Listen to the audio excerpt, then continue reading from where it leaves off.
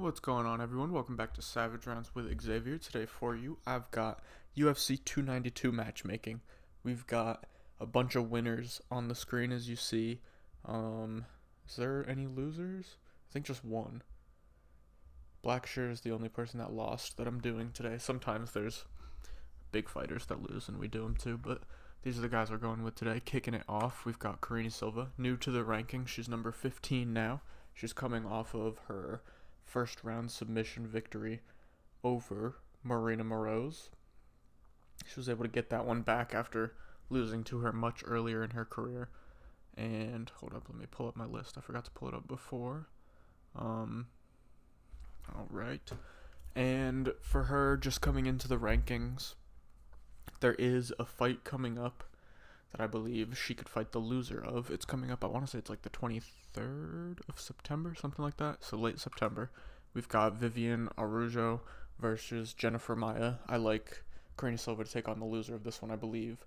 There was a matchmaking video not too long ago where I had somebody taking on the winner of this matchup too. I can't remember who it was. I'll have to go back and check, but I think the loser would be good for her first fight in the rankings. She definitely deserves it. She's looked really good, undefeated so far in the UFC.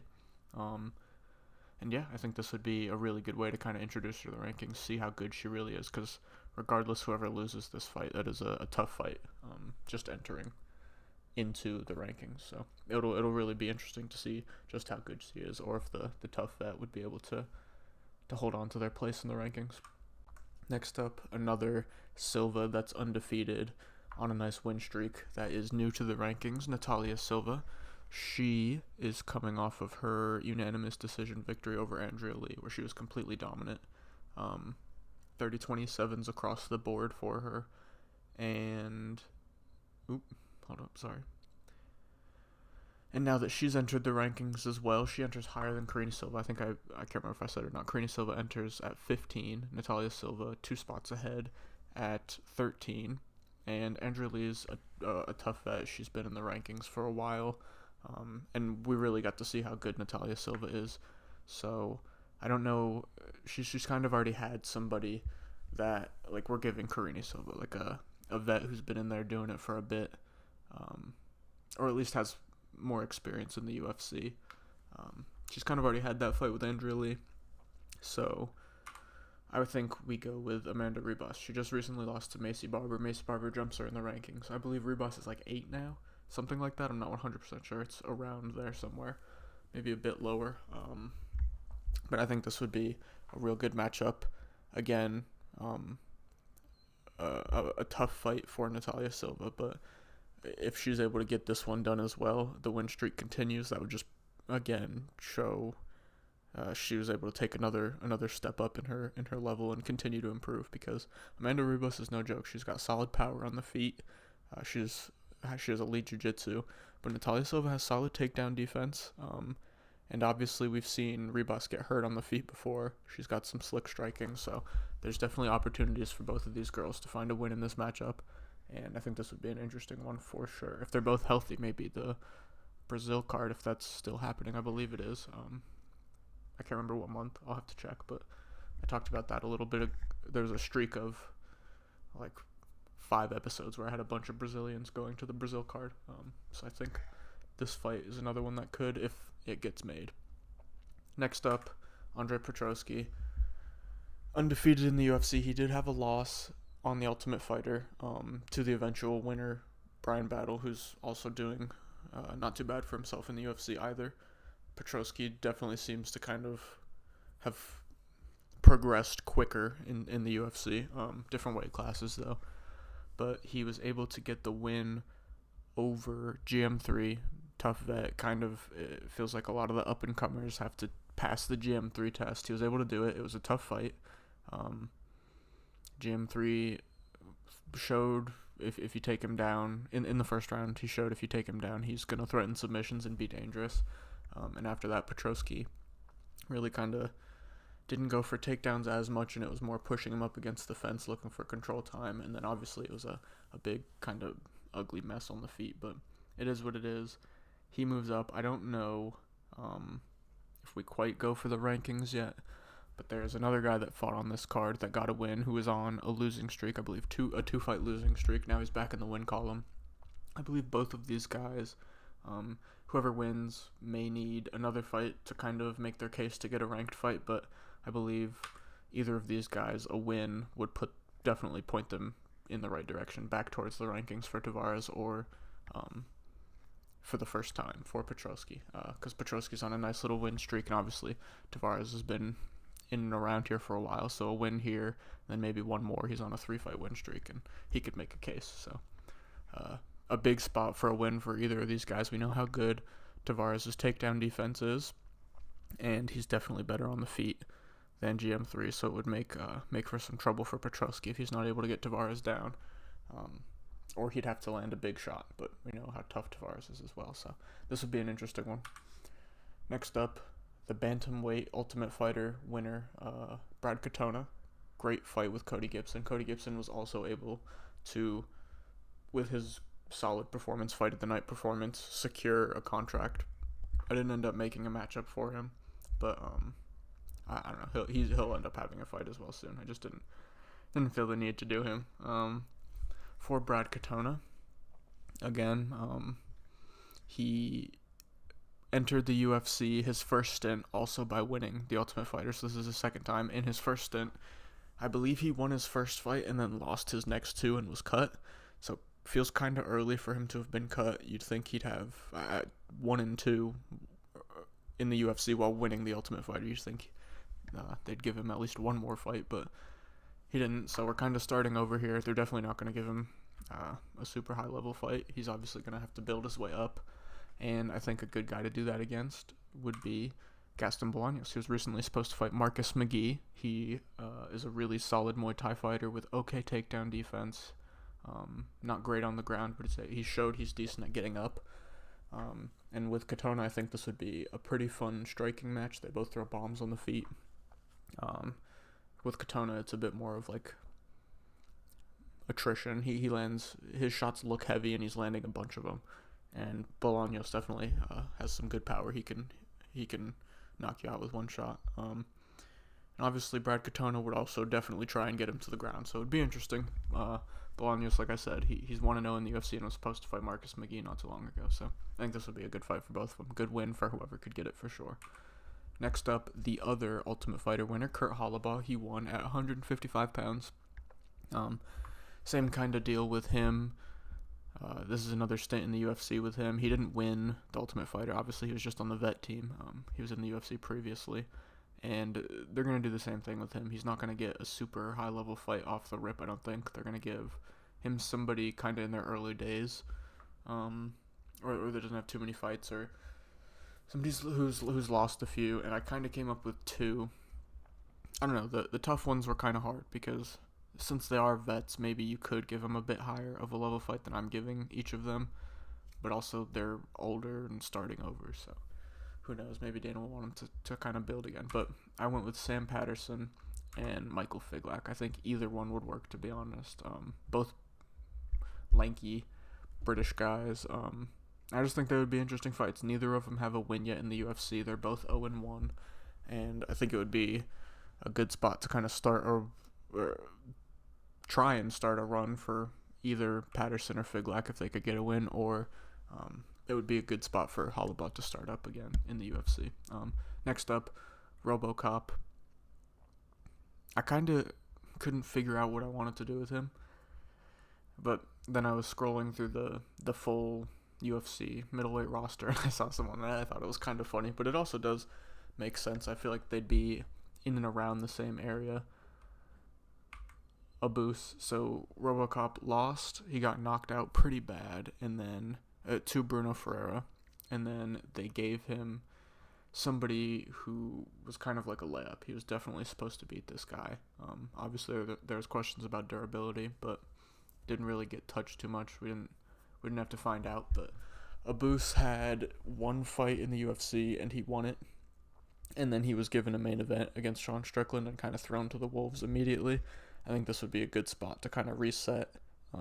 It would be a solid win on Abus's record if he's able to get it, and kind of start his case to get back towards a ranked fight, and for RoboCop fighting a guy that's just coming off a fight with Sean Strickland. That would be a solid win to kind of put him on a 2-fight win streak and start trying to progress again. And I think it would be a fun fight, obviously. It would be interesting to see because Abus has big power. We'd have to see how RoboCop's chin holds up, and obviously, I don't know. RoboCop's got the jiu-jitsu. Maybe he takes this to the ground, although Abus has decent wrestling himself. The submission would probably be live for RoboCop. He's got great ground and pound, and obviously he's got big power too. It would be an interesting one. But next up, Blackshear. He just lost to Mario Bautista, who is up next. And I think it would kind of be... I talked about it after... when I did the matchmaking video last week when he won... when he won by Twister against Jose Johnson. He was then undefeated in the UFC with 2 wins. Or no, he only had 1 loss in 4 fights in the UFC. He had 2 wins, a draw, and a loss. So he was in a decent spot. 2 wins in a row, looking up. And he takes a fight on short notice against a really tough opponent who's relatively close to the rankings in Mario Bautista. I think it would be unfair to kind of drop him all the way back down. So I kind of want to give him somebody who I would guess before this Bautista fight was in the same kind of range as him. And I ended up going with Davey Grant. He just lost to Daniel Marcos, who is an undefeated up-and-coming prospect off Contender Series. So he's looking to try and find a win again. Obviously, now that Damon Blackshear has lost, I didn't say it here, I said it in the recap, but it was a very close fight. Some people thought Damon won. I thought Mario did, but again, it was a very close fight. So yeah, obviously, now they're both looking to get back in the win column, and this is a solid win for either of them. If Davey Grant's able to outlast Blackshear, or if Blackshear's able to beat the crafty veteran in Davey Grant, and yeah, then they could both start to kind of build up their win streak, hopefully. Next up, the winner of that fight, Mario Bautista. I thought he lost round 1 and then won 2 and 3, although 2 was pretty close, but you could tell round 3 was a bit tougher for Blackshear. He looked a bit more tired than Bautista did. Obviously, he had to cut weight twice, and he had just fought a week ago. But for Bautista, I'd say he's real close to the rankings. One more win against a solid opponent, and I think he's right there. And there's another guy who's coming up kind of in the same boat. They both are on a nice win streak, and it's not against the greatest competition. They both have a decent win in their win streak, but it's not great overall. But they're big prospects on the come up.